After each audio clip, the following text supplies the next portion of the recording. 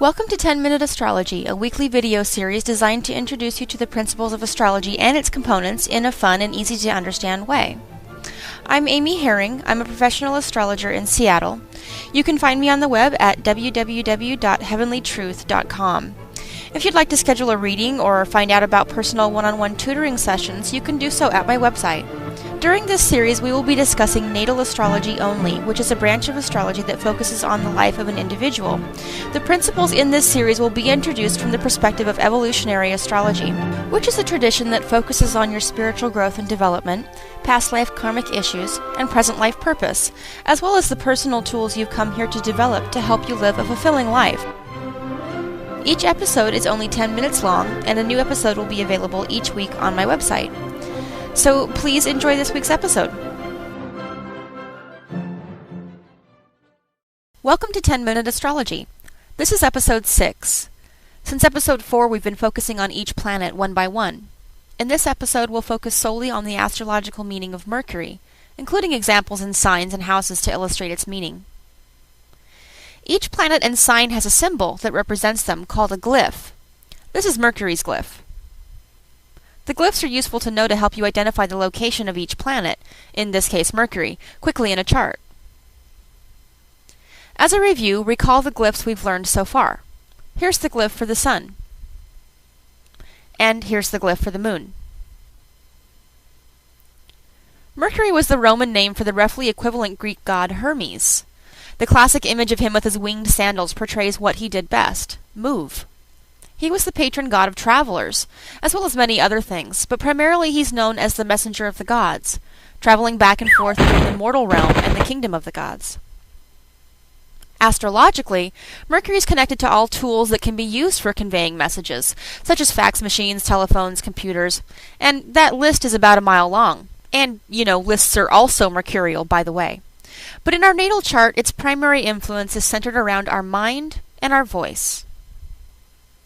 Its placement in our natal chart can reflect how we think, how we process information, what kind of information might interest us, as well as how we take in that information, such as our learning style. Do you read the instructions and do just fine, or do you need something demonstrated? Do you learn best through audio or written instruction?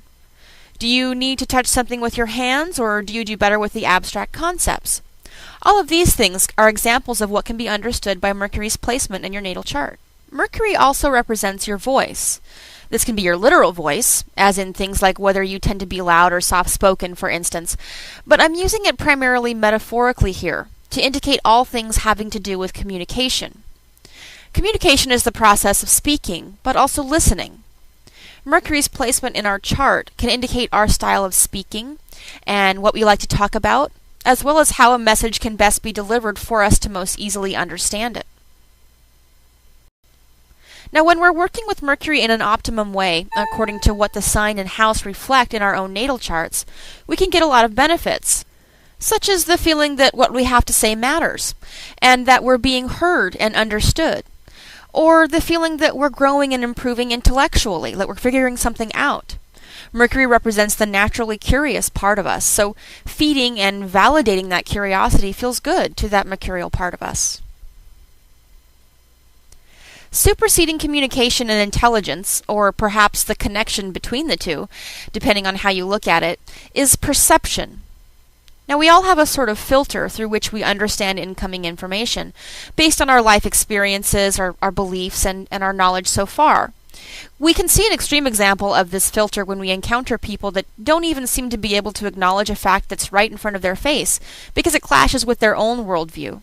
And I'm sure none of us listening have ever had that problem. But even subtly, we all try to make sense of the world around us by utilizing our Mercury function, and how we categorize the truth or importance of any information we take in is influenced by our expectations. The sign and house placement of Mercury in someone's chart can give clues about their biases as well as their strengths, since the sign and house of Mercury can illustrate the types of subjects someone's naturally inclined to understand, if only because of their high level of interest in those subjects. So in many ways, the way we're biased to take in information is actually the same thing that makes us very good at certain types of information and processing and understanding them. So let's have some examples. Let's take Mercury in Taurus. Now, Taurus is an earth sign, which gives it the characteristics of practicality, functionality, and just general grounded common sense. Now, Taurus is concerned with what makes the most obvious sense, so unless something else in a chart contradicts this, someone with Mercury in Taurus is developing the ability to communicate by cutting to the chase, often out of a desire to simplify any problem or issue. They take the complex down to the most vital and most practical bare-bones information, so they can figure out what matters and what doesn't, in order to problem solve. Taurus is also a fixed sign, so Mercury in Taurus might work through problems slowly and methodically to maintain a sense of consistency and equilibrium as they search for answers to questions that might require them to change their minds or adapt to new truths. Talking to someone with Mercury in Taurus can be great when you're feeling confused and just need someone to clear through the BS to get to the heart of the matter. Taurus doesn't like a lot of nonsense or a lot of chatter either, so when it's not cutting to the chase, sometimes it actually prefers not to say anything at all, rather than fill the air with all the fluff from their mind. Now, some people who tend to be more talkative and open may find Mercury in Taurus to be closed or difficult to get any information from. But to Mercury in Taurus, a quiet mind is a peaceful and orderly mind, so they don't like to waste mental energy. Now let's take this in contrast to Mercury in Sagittarius. Sagittarius is a fire sign, which carries the qualities of directness, enthusiasm, spontaneity. Now, unless something else in the chart contradicts this, someone with Mercury in Sagittarius is likely to communicate more openly and even bubbly, freely sharing their opinions and stories and experiences. Now, while Taurus may enjoy learning about more practical topics, Mercury and Sagittarius people will enjoy more free-form and kind of experiential learning. Taurus will want to know what is and isn't, so it can make more useful choices, but Sagittarius will think more about what could be or should be. Mercury in Sagittarius can actually be quite philosophical.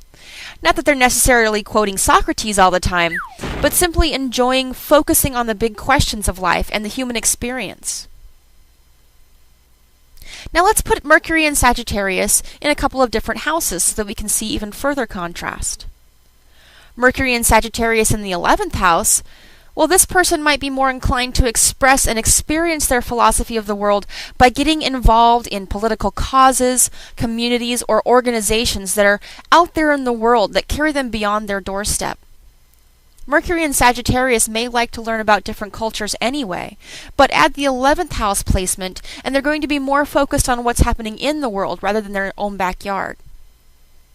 If they're inclined toward writing or public speaking, they might choose these modalities as ways to kind of get their message out there.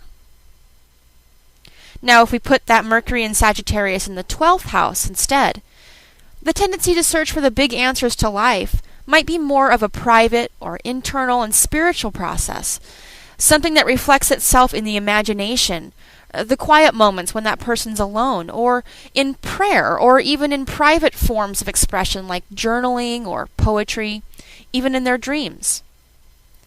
Mercury in Sagittarius can have a real fascination with symbols and the meaning behind symbols, and a placement in the 12th house might actually exaggerate that because of the imaginative quality.